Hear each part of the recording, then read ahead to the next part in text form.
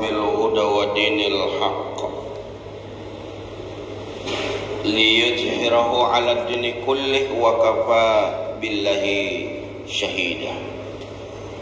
أشهد أن لا إله إلا الله وحده لا شريك له وأشهد أن محمدا عبده ورسوله لا نبي بعده. اللهم صل على محمد وعلى آله وصحبه ومن والاه أما بعد. فيا أيها الناس اتقوا الله حق تقاته ولا تموتن إلا وأنتم مسلمون. Hadirin sidang Jum'ah yang dirahmati Allah Subhanahu wa taala. Pertama dan utama, marilah kita senantiasa memanjatkan puji syukur kehadirat ilahi Rabbi Allah Subhanahu wa taala yang dengan limpahan rahmat karunia, petunjuk, hidayah yang diberikan oleh Allah kepada kita sekalian hingga sampai dengan detik ini Allah masih berikan banyak kenikmatan kepada kita, khususnya nikmat Islam, nikmat iman, nikmat sehat, kesempatan dan waktu luang, sehingga hari ini Allah masih pilih kita untuk bisa hadir melaksanakan dari sekian banyak kewajiban kita sebagai hamba yang mengaku beriman kepada Allah dan Rasulnya, yakni menunaikan sholat fardu Jum'ah secara berjamaah. Salawat dan salam kepada Rasulullah mudah-mudahan selalu tersampaikan kepada junjungan kita Nabiullah Muhammad sallallahu alaihi wasallam. Berkat perjuangannya, pengorbanannya, mujahadahnya Islam sampai kepada kita sekalian. Hadirin sidang Jum'ah yang dirahmati Allah Subhanahu wa taala. Hatib berwasiat kepada diri hatib dan juga kepada seluruh jamaah, mari kita selalu berupaya meningkatkan kualitas iman dan takwa kita kepada Allah Subhanahu wa taala. Takwa dalam artian yang sesungguhnya melaksanakan segala apa saja yang menjadi perintah-perintah Allah, yang kita iringi pula dengan kemampuan untuk meninggalkan segala larangan-larangannya. Insya Allah dengan demikian mudah-mudahan Allah akan memasukkan kita kepada golongan orang-orang yang beruntung. Amin, amin ya rabbal alamin. Hadirin sidang Jum'ah yang dirahmati Allah Subhanahu wa taala, setiap kita selalu menginginkan hidup bahagia. Bahkan dalam doa kita diajarkan oleh Allah dan Rasul yang kita kenal dengan doa sapu jagat. Dan ini tidak pernah terlepas, selalu kita ucapkan, selalu kita sampaikan sebagai bentuk permintaan kita kepada Allah Subhanahu wa taala.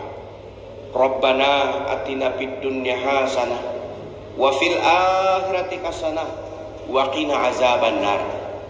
Ya Allah, ya Rabb, berikan kami kebahagiaan, keselamatan, kesejahteraan di dunia sampai nanti di akhirat, dan lepaskan pula kami ya Allah dari siksa api neraka.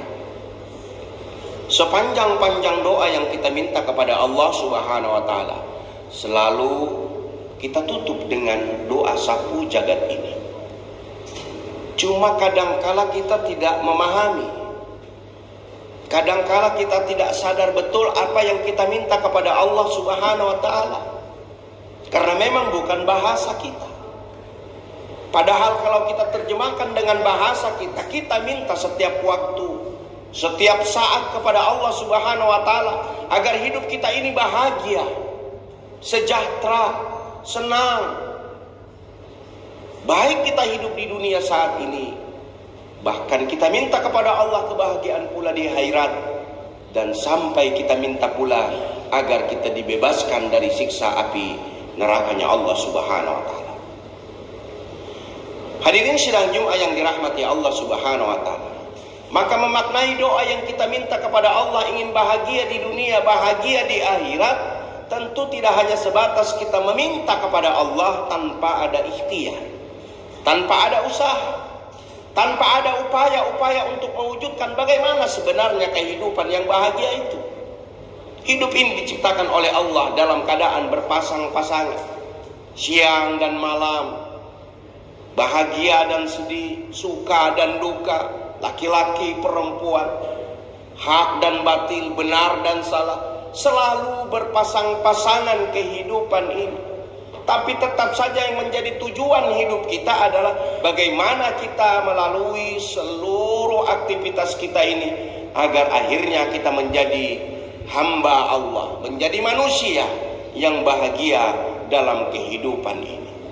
Maka hadirin sidang Jumat yang dirahmati Allah Subhanahu wa taala, di dalam khutbah yang sangat singkat ini, bagaimana setiap kita untuk meraih kebahagiaan itu?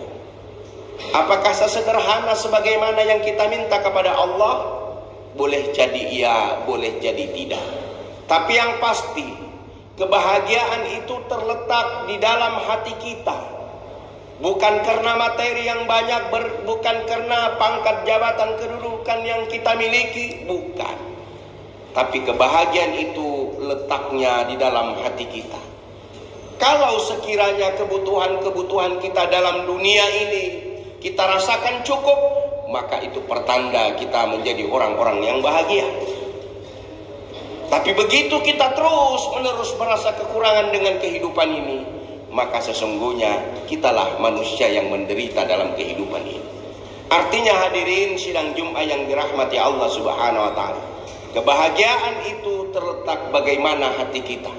Bagaimana hati kita manage, bagaimana hati kita kendalikan, bagaimana hati kita ditata.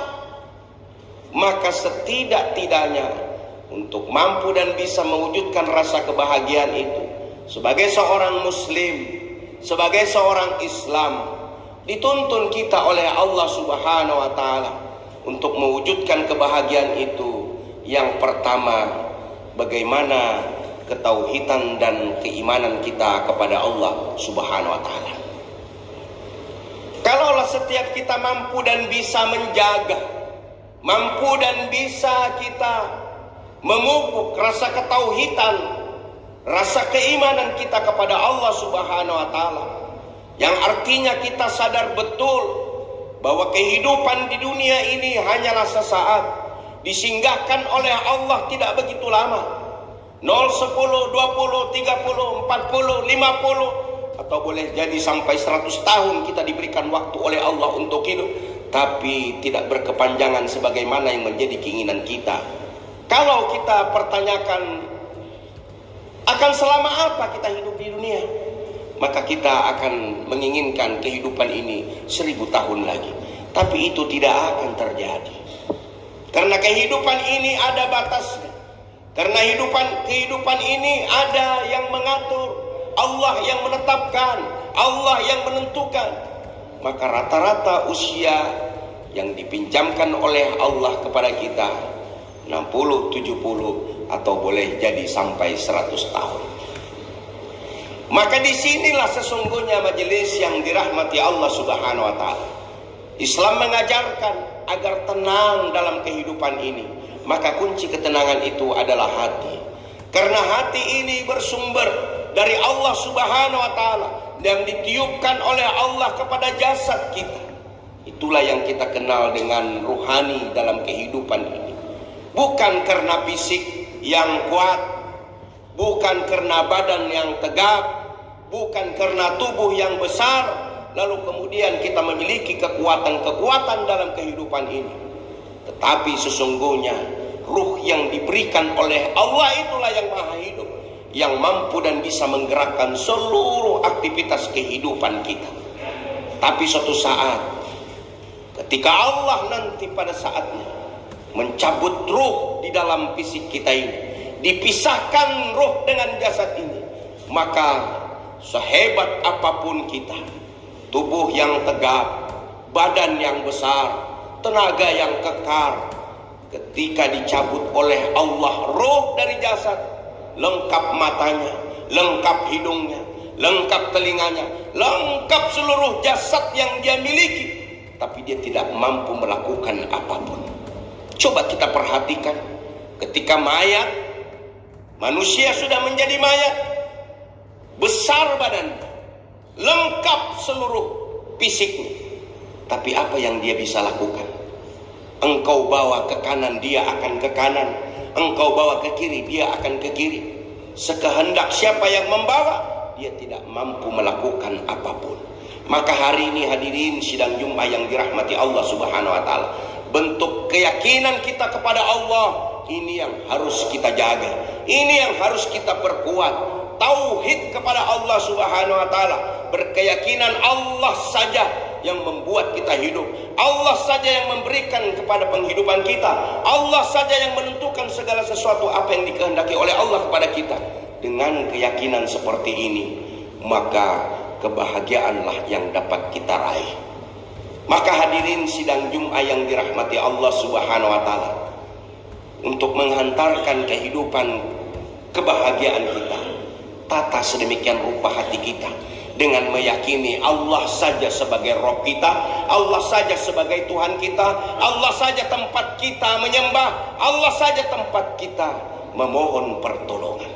Kalau tauhid ini terus dijaga, terus dipupuk, maka dimanapun kita berada, kebahagiaan itu akan insya Allah dapat kita miliki.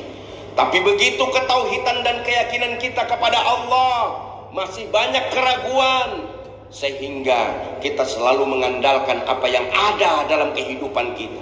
Tenaga yang kuat, boleh jadi kita diberikan oleh Allah uang yang banyak, harta yang melimpah, atau boleh jadi hari ini kita diberikan amanah, memiliki pangkat, jabatan, kedudukan. Itu yang menjadikan kekuatan kita, bukan sama sekali.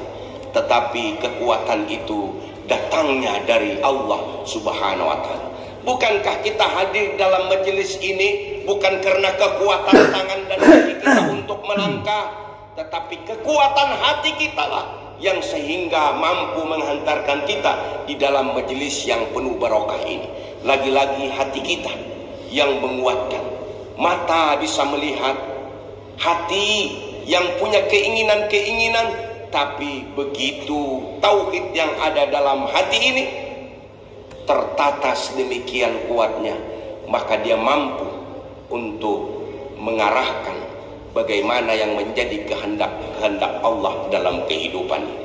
Maka hadirin sidang Jumat yang dirahmati Allah, jaga tauhid kita, pelihara tauhid kita, gantungkan keyakinan kita hanya Allah saja sesembahan kita, Allah tempat kita bergantung, Allah tempat kita meminta, bukan kepada yang lain. Kalau kita mampu dan bisa menempatkan posisi hati kita di mana Allah lah yang kita yakini sebagai Rabb, sebagai Tuhan yang menjamin kehidupan kita, maka disitulah sesungguhnya kebahagiaan yang dapat kita miliki. Yang kedua hadirin sidang Jumat yang dirahmati Allah Subhanahu wa taala,